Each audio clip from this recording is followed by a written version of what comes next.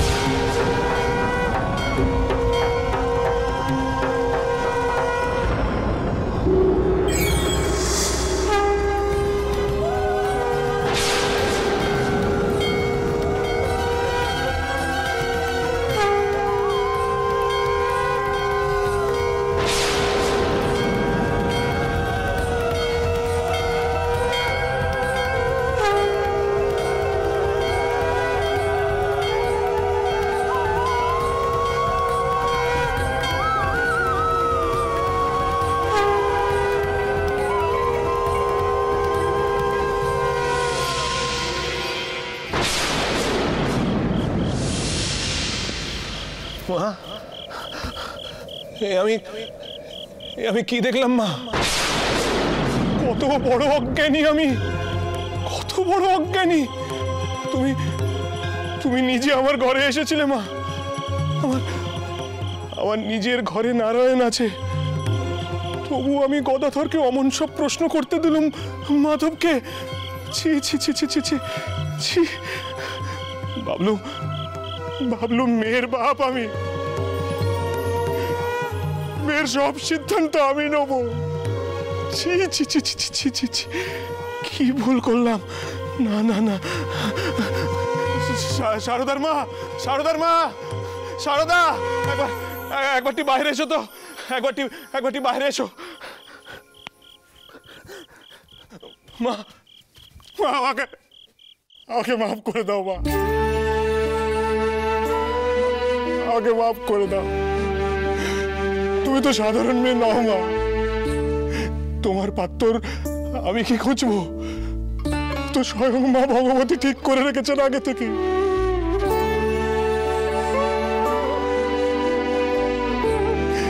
তুমি তো চিনিয়ে দিয়েছিলে মা আমাকে, আমি চিনতে পারিনি মা, আমি চিনতে পারিনি মা।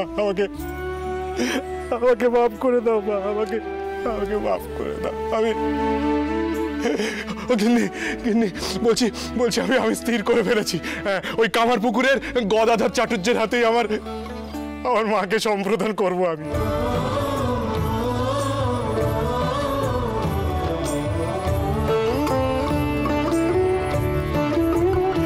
আর কোনো দ্বিধা নেই, কোনো দ্বন্দ্ব নেই, আমি স্থির করে ফেলেছি। কিন্তু কি হয়েছে কইবেন তো? কি হয়েছে আপনার?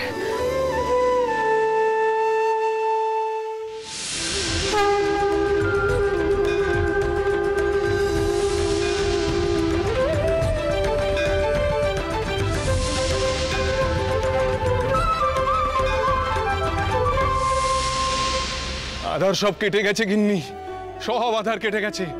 এখন মনের আলো ফুটেছে, মনের আলো ফুটেছে গো মা। আমায় ক্ষমা করে দিস মা, আমাকে মাফ করে দিস মা।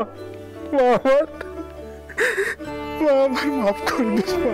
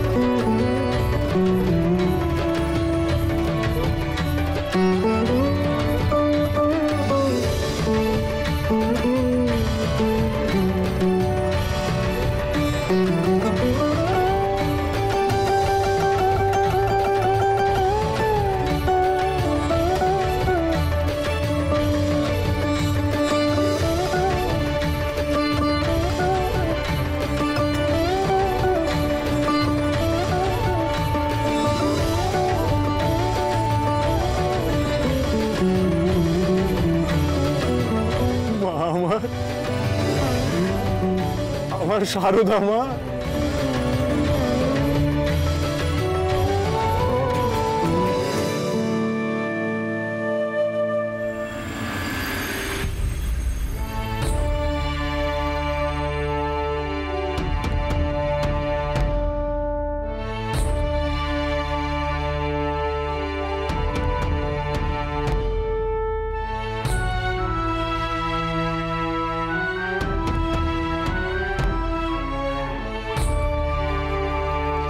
বসো।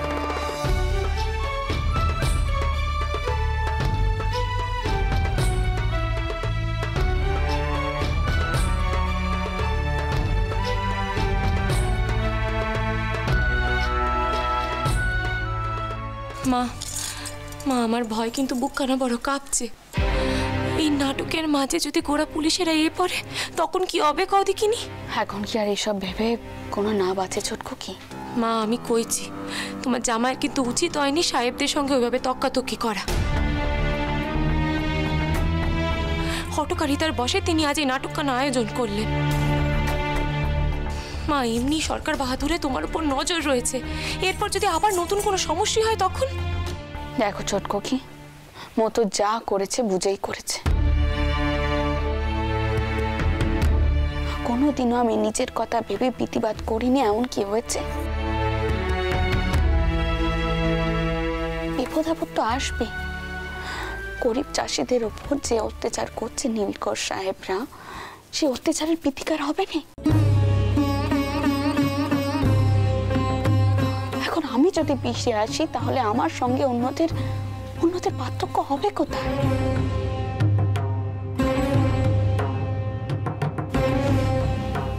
তোমাদের বাবা মশাই আজ বেঁচে থাকলে অনেক আগে এর প্রতিকার করতেন, এমন দুর্দশা হতেই দিতেন না।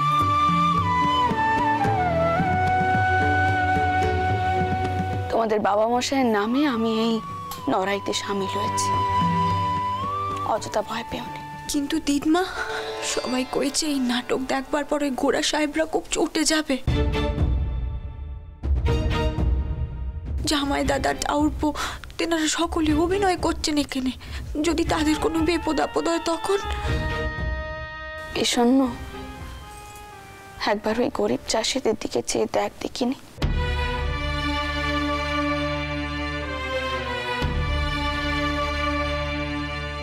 তারা দুবেলা ঠিক মতো খেতে পায়নি, তাদের ঘরের মেয়ে বউরা সাহেবের নবের শিখে।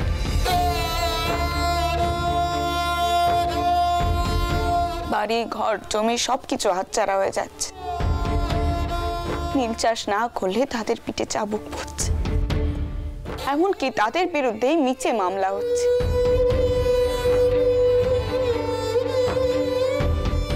তারা যত বড় বিপদে আছে তার থেকেও কি বড় বিপদে আমরা পড়বো?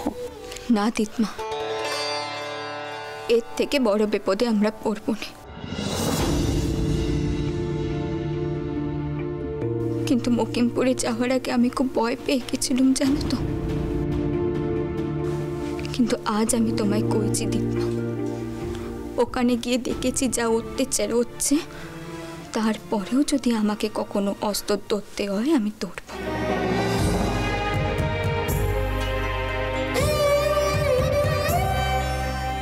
আমি আর ভয় পাবো না দিদমা।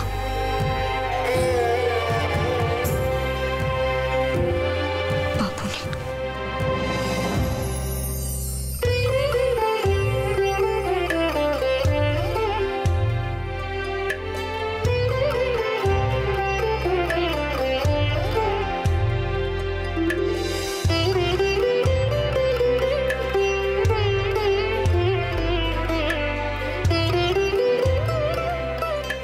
ওই দেখো মূত্র উঠছে কি সব কইতে।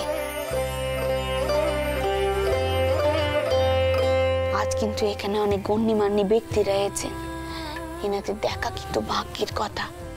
এনাদের সকলকে ভালো করে চিনে নাও দেখি।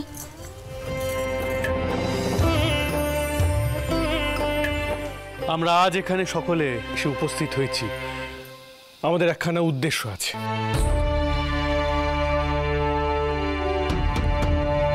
উদ্দেশ্যখানা আমরা সকলেই জানি। আমাদের দেশে চাষিদের ওপর যে প্রকারের অত্যাচার করা হচ্ছে তার বিরুদ্ধে প্রতিবাদ করা।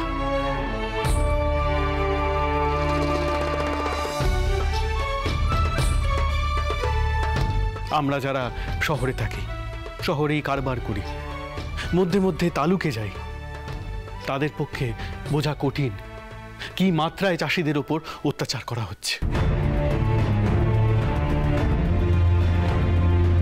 কেমন অত্যাচার হচ্ছে তাদের ওপর আমাদের জানা সম্ভব নয়।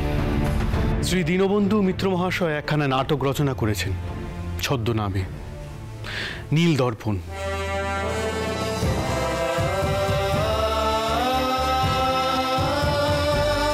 সেই নাটকখানা আমরা উদ্যোগ নিয়ে আজকে এখানে মঞ্চস্থ করব, যাতে আমরা সকলেই জানতে পারি আমাদের দেশে গ্রামে কি ধরনের অত্যাচার চলছে, কি ঘটছে।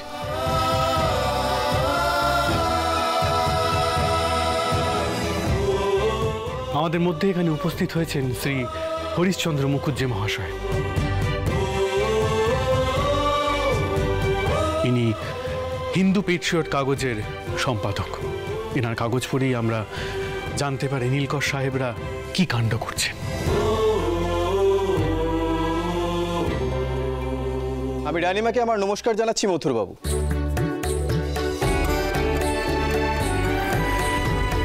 তার সত্যি সাহস আছে। মুকিমপুরে গিয়ে সরাসরি নীলকর ডোনাল্ড সাহেবের মুখোমুখি হয়ে তিনি প্রজাদের মুক্তি দিয়েছেন। এ ঘটনা অতি বিরল।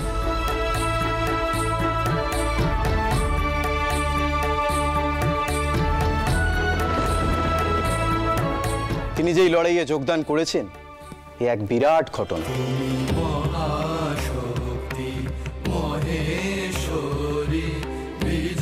মথুর, মুখুজ্জে মশাইকে আমার পেন নাম জানো। আর তেনাকে কও মকিমপুরের তালুক আমার শোর টাওয়ারের কিনা। সেখানের পেজাদের ওপর কোনো রকম কোনো অত্যাচার হলে তাদের পাশে দাঁড়ানো আমার কর্তব্য।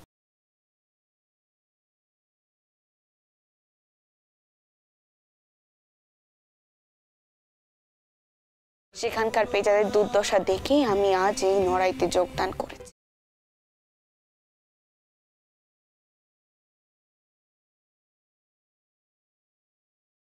পেজারা আমার স্বামীর পরাণ ছিল, আর আমার স্বামীর উদ্দেশ্যেই আজকের এই অনুষ্ঠান।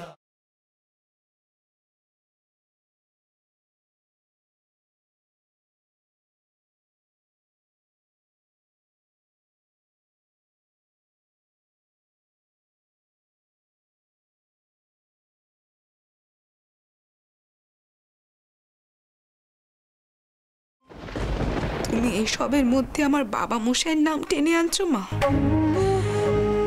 একে সরকার বাহাদুরের বিরুদ্ধে গিয়ে ওনাদের নিষেধ না মেনে এত সব কাণ্ডি ঘটাচ্ছ, আর তার মধ্যে আমার বাবা মশাইয়ের নাম টেনে আনছো তুমি।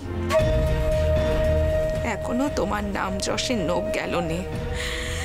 এখনো তুমি সকলের কাছ থেকে নিজের নাম কিনতে চাও, আর তাই আমার বাবা মশাইয়ের নাম টেনে আনছো তুমি। জি, আমরা রেভারেন্ড লং সাহেবকেও স্বাগত জানাই।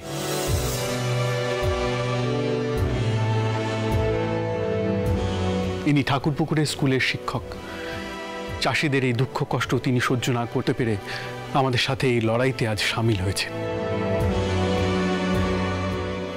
আমার ইচ্ছা এই নাটকের বিষয়বস্তু সাহেবরাও জানুন, তাহা না হইলে তাহাদের চক্ষু কখনোই উন্মোচিত হইবে না।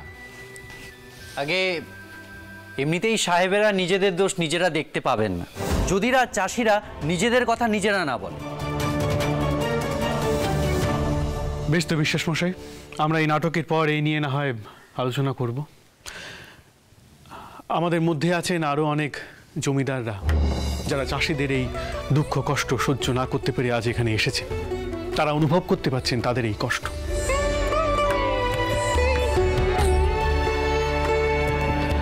দীনবন্ধু মিত্র মহাশয় এখন অন্দরে আছেন, সকলকে বোঝাচ্ছেন কিভাবে পাঠটি হবে। আমরা তাহলে আর কথা না বাড়িয়ে দেখে নিয়ে নাটকখানা কিভাবে নীলকর সাহেবরা আমাদের দেশের চাষিদের ওপর অত্যাচার চালিয়ে যাচ্ছে। এই নাটক এক গ্রামের ঘটনা। এখানে এক নীলকর সাহেব প্রবল প্রতাপে নীলের কারবার করছে।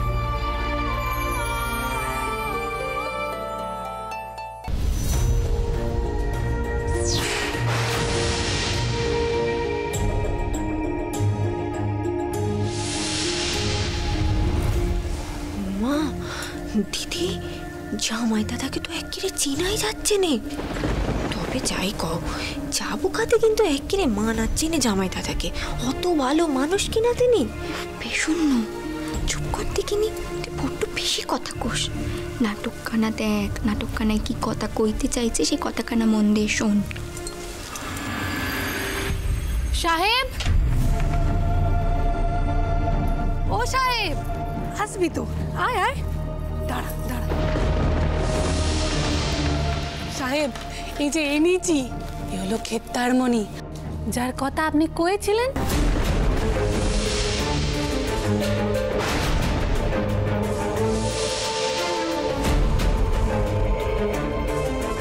ইহাকে আমার গৃহে রাখিয়া তুমি চলিয়া যাও। হ্যাঁ সাহেব, নিশ্চয়ই। শোন খেত্তার, তুই আজ রাতে এখানে থেকে যা, সাহেব তোরে টাকা দেবেন কোন। তুমি কেমন কথা কইছো পিসি? এমন কথা কইওনি পিসি, এমন কথা কইওনি।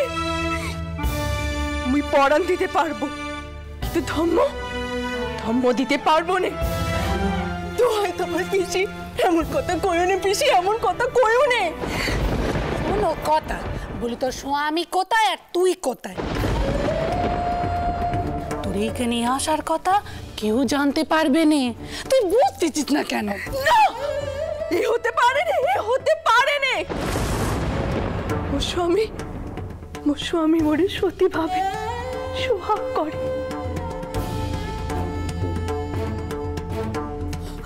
আমি কি করে বিবেক যন্ত্রণা সইব? ও সাহেব, মরি যেতে দাও সাহেব, মরি যেতে দাও। ইহাকে এখানে রাখিয়া তুমি চলিয়া যাও। নিশ্চয় নিশ্চয়, ও এখানেই থাক, আমি যাই। থাক থাক, নিশ্চয় আমি যাচ্ছি।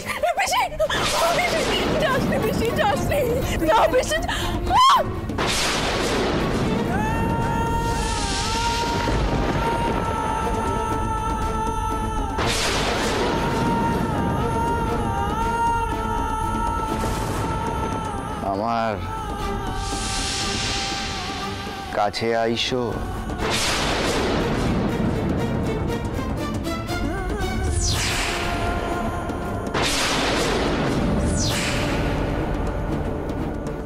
তোর পায়ে পড়ে সাহেব, মরে যেতে দাও, তুমি মোর বাবা, যেতে দাও সাহেব।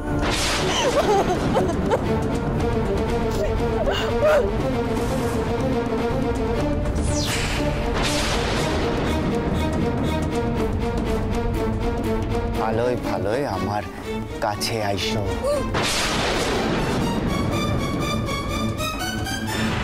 নইলে এই চাবুক তোমার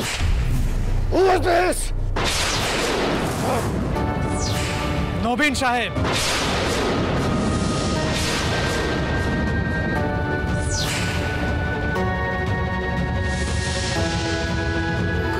ওই দেখ দেখিনি, ইনি হলেন গিয়ে দীনবন্ধু মিত্তির, যিনি এই নাটকখানা লিখেছেন। তোমার লজ্জা করে না সাহেব? ভদ্রঘরের বউদের এইভাবে লাঞ্ছনা করো। এই চাবুক যদি তোমার পিঠে পড়ে কেমন লাগবে? এই তোমাদের দয়া, বিনয়, শ্লীলতা! ছি সাহেব, ছি! আমি এক গরিব চাষিকে এখানে নিয়ে আসছিলাম বিচার দেওয়ার জন্য। এখানে এসে এখন দেখতে পাচ্ছি তুমি কি কি করো। You native scoundrel!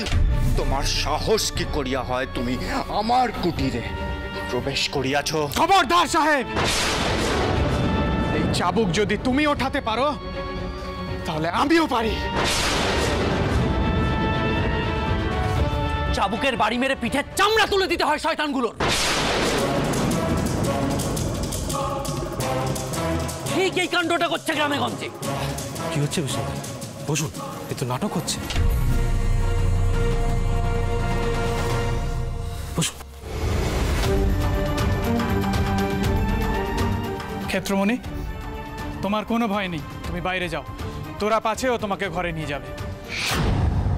ইহা ভালো হইতেছে না কিন্তু। ক্ষেত্রমণি, বাইরে যাও।